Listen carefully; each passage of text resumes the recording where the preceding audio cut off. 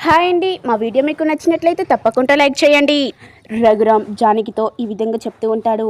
ఆ అబ్బాయి ఇంటికి క్షేమంగా తిరిగొచ్చాక నేను పలకరించ రావడం నా ధర్మం కదా అనే విధంగా జానకితో చెప్తూ ఉంటాడు.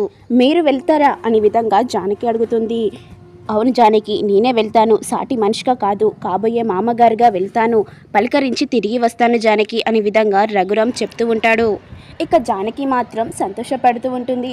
ఆగండండి అనే విధంగా జానకి అని రఘురామ్కి కుంకుమ పెడుతూ ఉంటుంది. ఇక సుందరం వస్తుంది. రఘు, ఎక్కడికో వెళ్తున్నట్టున్నావు అనే విధంగా సుందరం అడుగుతుంది. అవునమ్మా, శౌర్యని పలకరించడానికి వెళ్తూ ఉన్నాను.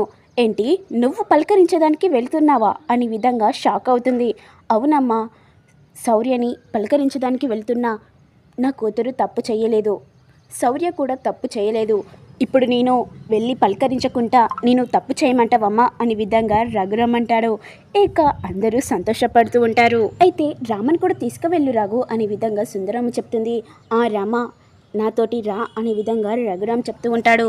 ఇక శౌర్య దగ్గరికి వెళ్ళినాక ఏం జరగబోతుందో మీకు తెలియాలంటే నేను పెట్టే ప్రతి వీడియో చూస్తూ ఉండండి. Please do like, share, comment, subscribe చేయండి.